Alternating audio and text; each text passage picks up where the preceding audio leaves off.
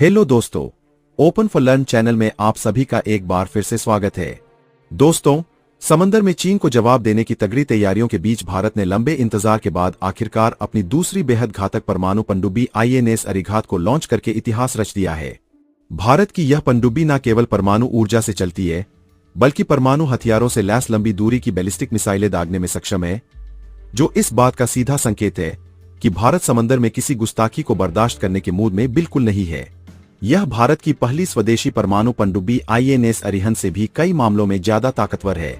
1983 में ATV यानी advance technology vessel programme के तहत शुरू किए गए स्वदेशी न्यूक्लियर पनडुब्बी बनाने के प्रोजेक्ट ने बहुत बड़ा इतिहास कायम किया है।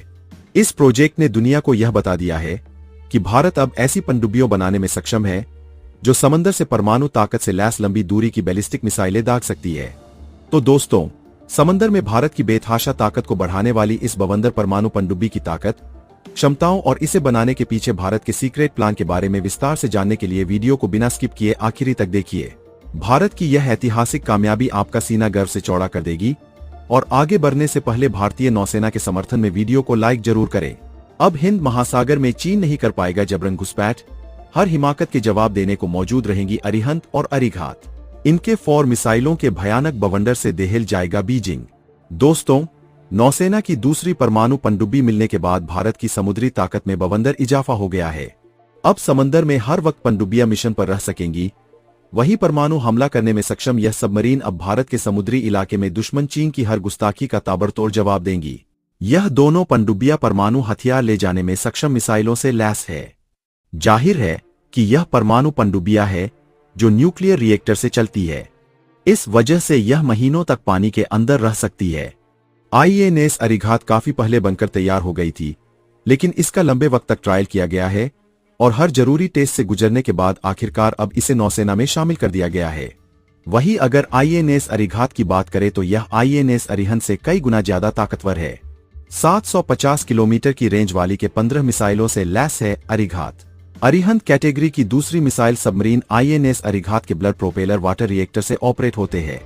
समुद्र की सतह पर इसकी रफ्तार 22 से 28 किलोमीटर प्रति घंटा से भी ज्यादा है, जबकि समंदर की गहराई में यह 44 किलोमीटर प्रति घंटा की रफ्तार से चलने में सक्षम है। यह पनडुब्बी 3500 किलोमीटर की रेंज वाली 8 के 4 मिसाइल ले जाने में सक्षम है।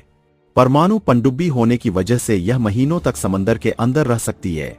डीजल से चलने वाली पनडुब्बियों के मुकाबले यह कई गुना तेज रफ्तार से चलती है, यहां तक कि यह सतह में चलने वाले जहाजों की बराबरी कर सकती है। न्यूक्लियर हमला करने में सक्षम यह सबमरीन भारतीय नौसेना की ताकत कई गुना बढ़ा देती है। भारत लंबे वक्त से समंदर में अपनी ताकत में इजाफे के लिए काम कर रहा है और 1983 में ही ATV यानी एडवांस टेक्नोलॉजी वेसल प्रोग्राम के तहत भारत के लिए स्वदेशी परमाणु हमला करने में सक्षम पनडुब्बी बनाने का फैसला किया गया था, जिसके लिए लंबी जद्दोजहद की गई। भारत की तमाम गैर सरकारी कंपनियां के साथ साथ छोटे लघु उद्योगों से भी मदद ली गई, जबकि जरूरत के हिसाब से विदेशी मित्रों से भी मदद ली गई और आखिरकार भारत आज परमाणु हमला करने वाली 2 ताकतवर पनडुब्बियां नौसेना में शामिल कर चुका है, जबकि तीसरी भी बनकर तैयार है और उसका ट्रायल किया जा रहा है। तीसरी पनडुब्बी का नाम ACE-3 है। भारत ने लंबे वक्त तक अपने इस मिशन को छुपा कर रखा था। 2009 में पहली बार सांकेतिक तौर पर पूर्व प्रधानमंत्री मनमोहन सिंह की पत्नी ने कारगिल विजय दिवस के मौके पर INS अरिहंत को लॉन्च किया था। इसके बाद 2016 में इसे नौसेना के बेड़े में शामिल किया गया था, जबकि सरकार 2 और घातक परमाणु हमला करने में सक्षम पनडुब्बियों को बनाने जा रही है, जिनके लिए किसी भी वक्त सरकार परमिशन दे सकती है। जबकि प्रोजेक्ट 75 के तहत भारत 6 डीजल पनडुब्बियां तैयार कर चुका है और अब प्रोजेक्ट 75I के तहत 6 AIP तकनीक से लैस डीजल पनडुब्बियां तैयार करने जा रहा है। इसके लिए वह जर्मनी की कंपनी से करार कर सकता है। पहली परमाणु ताकत से लैस पनडुब्बी INS अरिहंत के नौसेना में शामिल होने के साथ भारत पहले ही अमेरिका, रूस, ब्रिटेन, फ्रांस और चीन के अलावा दुनिया का 6ठा न्यूक्लियर ट्रायल देश बन गया था। मतलब भारत जमीन से, हवा में लड़ाकू विमानों से और समंदर के अंदर से पनडुब्बियों से परमाणु हमला करने में सक्षम हो गया है। भारत ने अपनी के सीरीज की मिसाइलें खास इसी मकसद से तैयार की है। भारत अब लगातार इस क्षमता को बढ़ाने में लगा है। इस मिशन में अरिहंत के बाद अरिघात की जबरदस्त एंट्री दुश्मनों के होश उड़ाने वाली है, क्योंकि यह अरिहंत से भी घातक है। जहां अरिहंत के 15 या BO-5 शॉर्ट रेंज की 15 मिसाइलें ले जा सकती है, वही 4 के 4 बैलिस्टिक मिसाइलों से भी लैस है। वहीं INS अरिघात 15 के 15 याबी-O5 मिसाइलें और 8 मीडियम रेंज की के 4 बैलिस्टिक मिसाइलों से लैस है, जबकि INS 3 जिसका अब भी ट्रायल चल रहा है, इसमें 24 के 15 याबी-O5 मिसाइलें और 8 मीडियम रेंज की के 4 बैलिस्टिक मिसाइलें तैनात हो सकती है। लेकिन भारत यही रुकने वाला नहीं है। पनडुब्बियों से IBCM दागने की क्षमता हासिल करना है अगला टारगेट, जिसके बाद भारत की रक्षा ताकत का मुकाबला करना हो जाएगा नामुमकिन।